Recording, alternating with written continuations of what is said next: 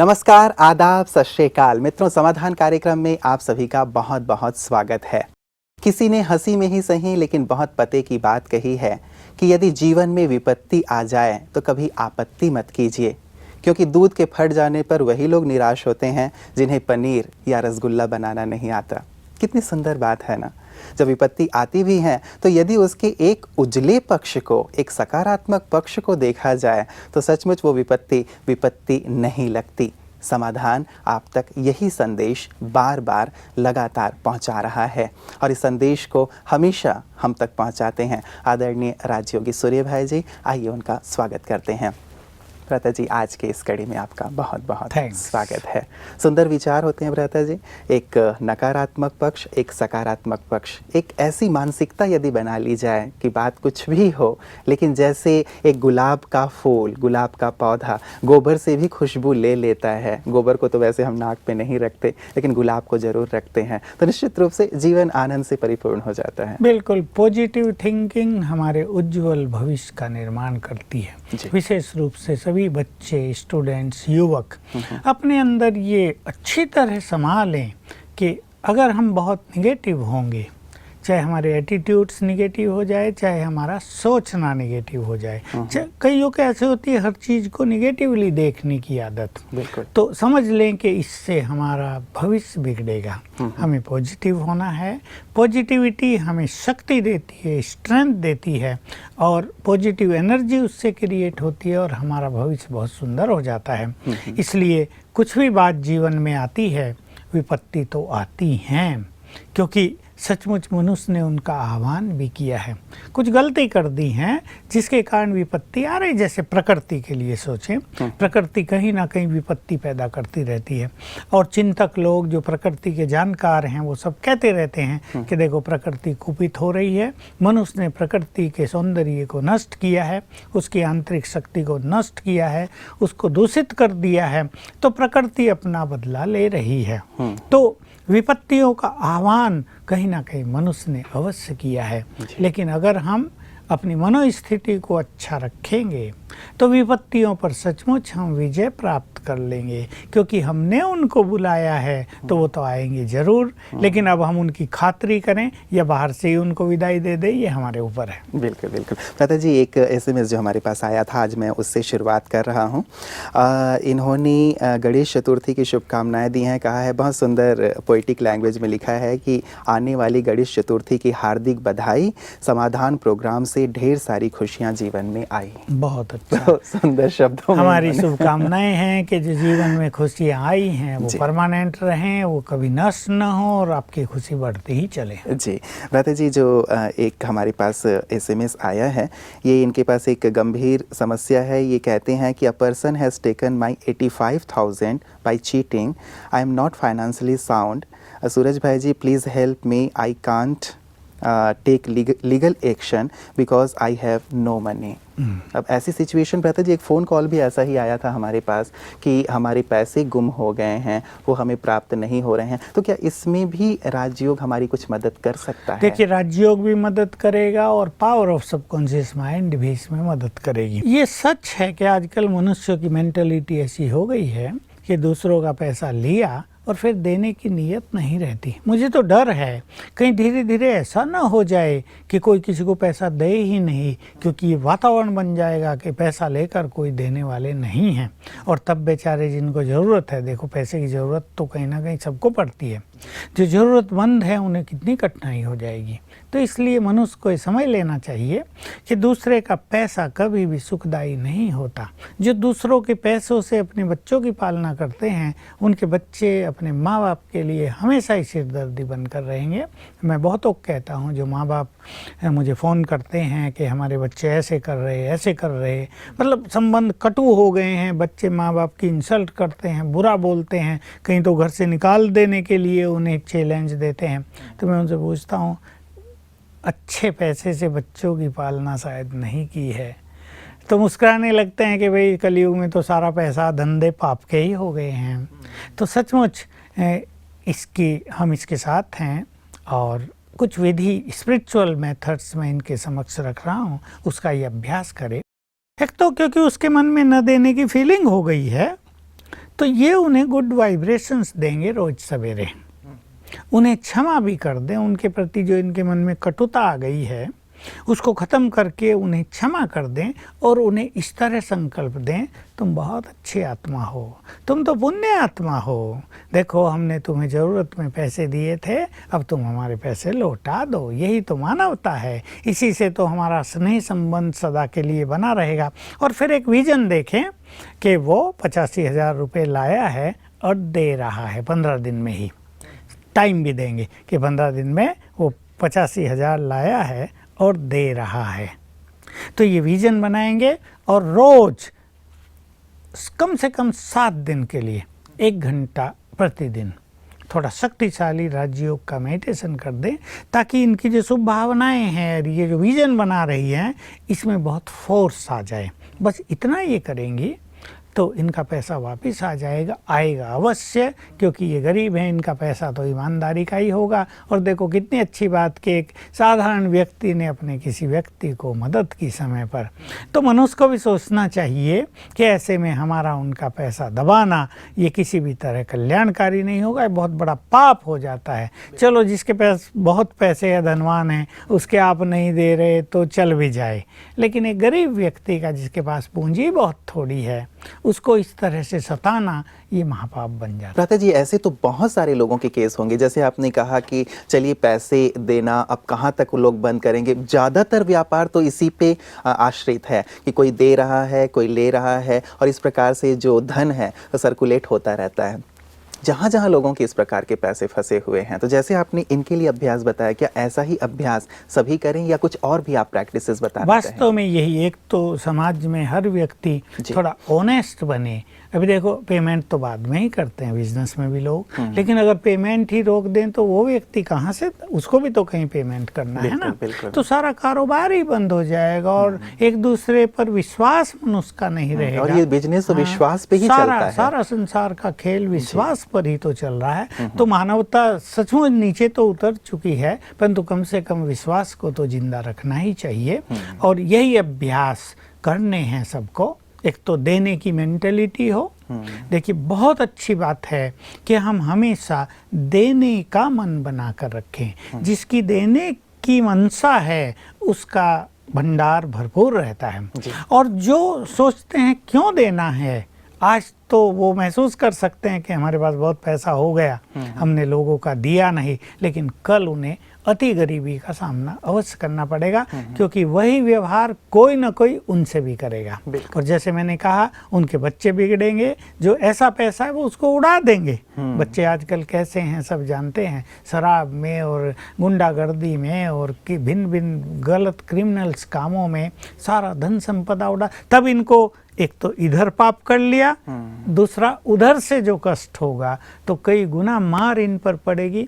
इसलिए स्पिरिचुअल अभ्यास अवश्य करने चाहिए और बहुत ईमानदारी, बहुत सत्यता और देने की भावना, जो एक इम्पोर्टेंट चीज है, देने की भावना। जिसका लिया है हाथ जोड़ लो भाई, और 15 दिन और दे दो या 3 मास और दे दो, हम आपका अच्छी तरह से पे करेंगे।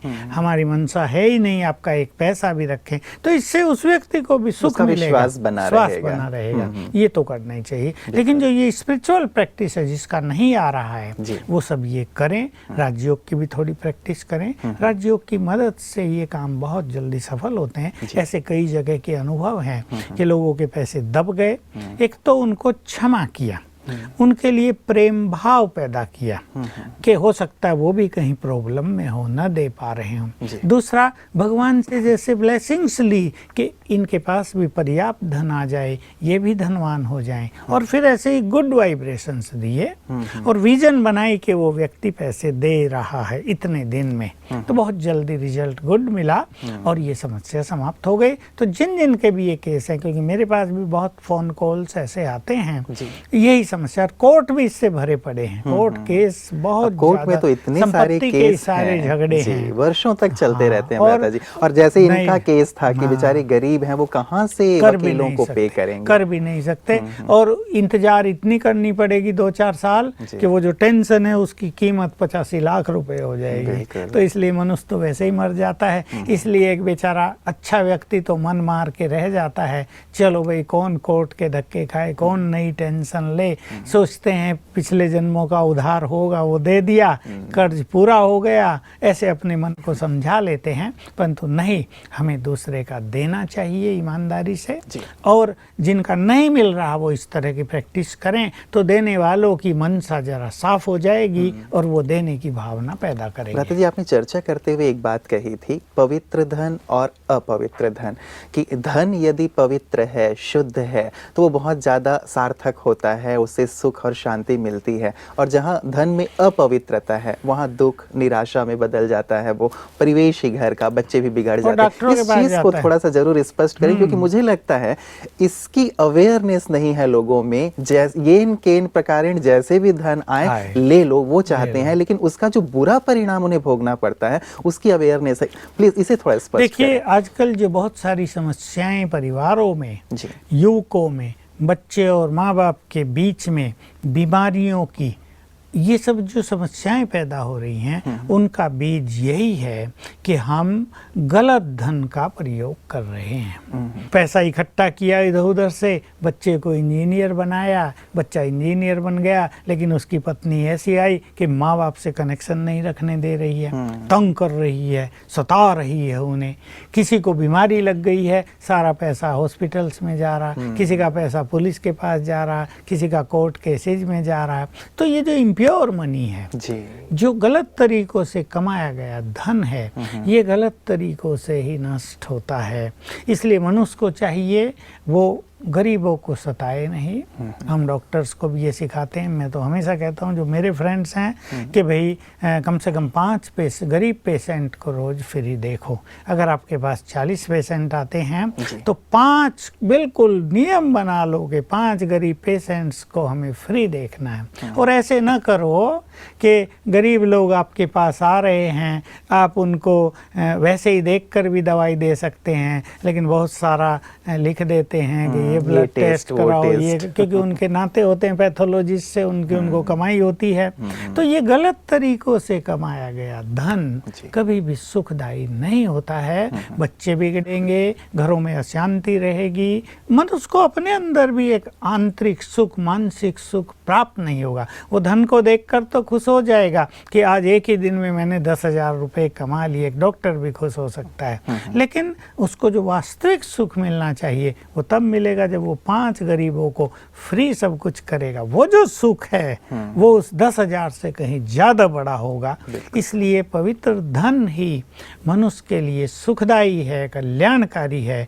इस पर बहुत ध्यान देना चाहिए, नहीं तो संबंधों की समस्याएं, परिवारों में समस्याएं बढ़ती जा रही हैं। बिल्कुल, तो नैतिकता का ध्यान रखते हुए धन जो भी है वो कमाएं। धन तो कमाना ही है, परिवार को चलाना ही है, लेकिन नैतिकता का विशेष करके ध्यान रखें। अपवित्र तरीके से, गलत तरीकों से निचोड़े नहीं गरीबों का खून, क्योंकि वो काम नहीं आएगा, बल्कि बीमारियों में और जैसे आपने कहा बहुत सारी समस्याओं में वो धन नष्ट हो जाएगा। समस्याएं एक्चुअली इन पाप कर्मों के कारण ही ज्यादा पैदा हो रही। अब किसी ने गलत धन से अन्न लिया, फल लिए, सब्जियां खरीदी, बहुत तरह के भोजन बना के घर में मेहमानों को भी खिलाए, खुद भी खाए, तो बीमार होंगे ही। कहेंगे पता नहीं क्या हो गया हमें, तो हमने तो ऐसा भोजन खाया, क्योंकि पाप पीछे से काम कर रहा था।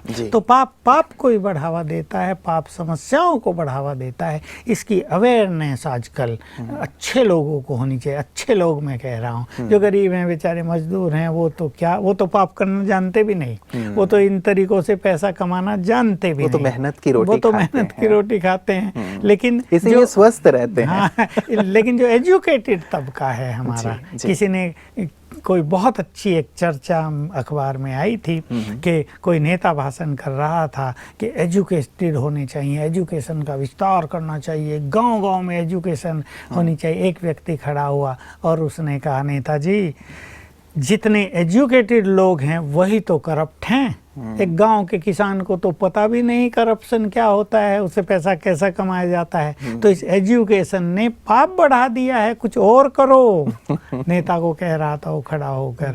तो ये ऐसी चीज है, इसलिए पवित्र धन पर बहुत ध्यान देना चाहिए। ये मेल हमारे पास पटना से आया है और ये कह रहे हैं कि मेरी उम्र 60 वर्ष से ज़्यादा हो गई है और पिछले 20 वर्षों से मैं सन फेयर से, अर्थात सूर्य से उन्हें भय लगता होगा, सन फेयर से मैं सफ़र कर रहा हूँ। मुझे और भी कई साइकोलॉजिकल प्रॉब्लम्स हैं। मैंने कई आध्यात्मिक अभ्यास किए हैं, मेडिटेशन किए हैं, लेकिन फिर भी मेरे सबकॉन्शियस माइंड में ये इतना चला गया है कि मैं इससे पूरी तरह मुक्त नहीं हो पा रहा हूँ। मैं क्या करूँ? ये सन फियर नहीं, सन बर्न होगा। कुछ लोग सूरज की, इन्होंने सन फियर शब्द यूज किया है। वो गर्मी से जल जाती है उनकी स्किन, फिर भय भी पैदा हो गया होगा। तो बिल्कुल स्पष्ट है कि पूर्व जन्म में इनको इस तरह के कष्ट हुए हैं जी। गर्मी से परेशानी हुई है बहुत ज़्यादा, दम घुट गया है। कभी ऐसा होता है गर्मी बहुत हो रही हो, पानी नहीं मिला है पीने को, तो किस न किस तरह से अग्नि के प्रकोप से इनको जो कष्ट हुआ है, तो सबकॉन्शियस माइंड में इस तरह की चिंताएं, इस तरह का भय इनके अंदर समा गया है। लेकिन भय को समाप्त करने के लिए देखिए इनको बहुत ज़रूरत होगी मेडिटेशन की, और मेडिटेशन में एक विशेष अभ्यास कि मैं आत्मा इस संपूर्ण प्रकृति की मालिक हूँ। तो इस प्रकृति से हमें डरने की जरूरत नहीं। प्रकृति तो सदा ही हमारी पालना करती आई है, चाहे उसमें सूरज हो, चांद हो, या चारों ओर हवा, पानी, आकाश, ये सब जो प्रकृति की चीज़ें हैं, ये तो मनुष्य के पालन पोषण के लिए है। ये निरंतर मनुष्य की पालना कर रही है, उसको सुख दे रहे हैं। तो ये भावना जागृत करेगी। इसको जो भय हो गया है उसको समाप्त करने के लिए मेडिटेशन भी करे और बहुत अच्छा अभ्यास करे। मैं मास्टर सर्वशक्तिवान हूँ, निर्भय हूँ। सवेरे उठते ही कम से कम 21 बार इसका अभ्यास करें, और मैं प्रकृति का मालिक हूँ।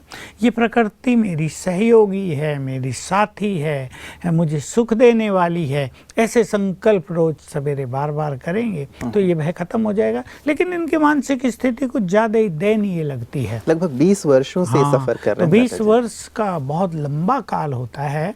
इससे एक मानसिक बीमारी के साथ अनेक मानसिक बीमारियां जुड़ती चली जाती हैं, और कभी कभी मनुष्य बहुत इरिटेट रहने लगता है, उसे क्रोध भी बहुत आने लगता है। इसलिए इनके लिए ईश्वरीय ज्ञान लेना परम आवश्यक है। पहली जरूरत होगी इनका चित्त पूरी तरह शांत और खुशी से भरपूर हो जाए। भय की बात तो बाद में लेंगे, लेकिन पहले ये लक्ष्य रखें इनका चित्त शांत हो, विचार पॉजिटिव हो जाएं, मन खुशी से भरपूर हो जाए। तो जब ये हमारे ईश्वरीय विश्वविद्यालय में जाएगा और इसे पता चलेगा भगवान इस सृष्टि पर आया हुआ है, मेरा भाग्य जगाने के लिए आया हुआ है, मेरे लिए स्वर्ग हथेली पर लाया हुआ है, मुझे राज तिलक देने आया है, स्वयं भगवान पढ़ा रहा है, तो इसके मन में खुशी की लहरें उठने लगेंगी। इसकी बहुत ज़रूरत है। हमारे यहाँ जब मनुष्य आते हैं, आत्माएं आती हैं, तो पहले उन्हें मिलती है बहुत खुशी। शांति से पहले उन्हें मिलती है खुशी। एक परमात्म मिलन की ओर कदम बढ़ने लगते हैं। सुंदर ज्ञान मिल जाता है, हम कौन थे, हम किसके हैं, हमारा भविष्य कितना सुंदर है, ये सब जानकारी होने से चिंताएं मिटने लगती हैं। मनुष्य सोचता है तुम किस चीज़ की चिंता कर रहे हो, जिसकी चिंता तुम कर रहे हो वो तो चिंता करने योग्य ही नहीं है। तो खुशी लौटती है। तो पहले इनको बहुत ज़रूरत रहेगी खुशी की, वो सब ईश्वरीय ज्ञान से होगा। और ये बार बार अभ्यास करेंगे, मैं आत्मा पीसफुल हूँ, मैं आत्मा तो पीसफुल हूँ, मैं आत्मा तो पीसफुल हूँ। तो इनकी शांति बढ़ती जाएगी और ज्ञान के चिंतन के द्वारा इनका मन निगेटिव से पॉजिटिव होता जाएगा। तो टोटल मनोस्थिति बदलेगी। मनोस्थिति बदलने से जो अंदर भय है वो स्वतः ही नष्ट हो जाएगा। बिल्कुल। तो मनोस्थिति को परिवर्तित करने की आवश्यकता है, क्योंकि वास्तव में जो भी साइकोलॉजिकल प्रॉब्लम्स होते हैं वो मन से ही उत्पन्न होते हैं ब्रदर जी। कि मन यदि कमजोर है, मन में कोई एक विशेष प्रकार का थॉट चला गया होता है, तो वही बार बार परेशान कर रहा होता है और वही अनेक प्रकार की समस्याओं को जन्म दे देता है, और फिजिकली भी कई प्रकार की जो परेशानियां हैं या बीमारियां हैं वो जन्म ले लेती हैं। बिल्कुल। मन जब प्रसन्न हो जाता है तो अनेक बीमारियां आपे ये नष्ट हो जाती हैं। इसीलिए कहा गया खुशी जैसी खुराक नहीं। और खुशी की तरंगे जब पानी में मिक्सअप होती हैं, हमारे देह में 70% पानी भी तो है ना, और हमारा ये पानी हमारे मन के वाइब्रेशंस को तुरंत ग्रहण कर लेता है। अगर किसी के मन में चिंता है, भय है, एक बिना मतलब की अशांति सी, परेशानी सी बनी रहती है, तो हमारे जो देह में पानी है उसको निगेटिव वाइब्रेशंस जाते रहते हैं, तो बीमारियां बढ़ती रहती हैं। और जैसे ही मन प्रसन्न रहने लगता है, तो जब मन प्रसन्न होता है तो निगेटिव संकल्प आपे नष्ट होते हैं, चित्त शांत होता है, तो पानी को प्योर एनर्जी मिलती रहती है, तो अनेक बीमारियां नष्ट हो जाती हैं। बिल्कुल, तो सार यही हो जाता है भ्राता जी कि मन को खुश रखें, मन को प्रसन्न रखें, मन को चिंताओं से मुक्त रखें, और ये कार्य करता है ईश्वरीय ज्ञान और राजयोग का अभ्यास, जिससे हम ये महसूस कर पाते हैं कि ईश्वर हमारे साथ साथ हैं, इसलिए डरने की क्या बात है। भ्राता जी आपका बहुत बहुत धन्यवाद। मित्रों, जीवन में जैसा कि हम हमेशा कहते आए हैं, यदि परमात्मा का सानिध्य मिल जाए हमें, यदि हम अनुभव करने लगें कि हमेशा हम उनकी छत्र छाया में हैं, वो हमारे अंग संग हैं, तो निश्चित रूप से सभी प्रकार की परेशानियां दूर हो जाती हैं। मन को राजयोग के अभ्यास से प्रसन्न रखें, खुश रखें, शांत रखें, तो आप पाएंगे कि बहुत सारी तकलीफ़ें जो मानसिक हैं, शारीरिक हैं, वो दूर होती जा रही हैं। आपका जीवन ऐसे ही खुशियों से भरा रहे। आज का दिन भी आपका बहुत बहुत शुभ और मंगलमय हो। इन्हीं कामनाओं के साथ दीजिए इजाज़त। नमस्कार।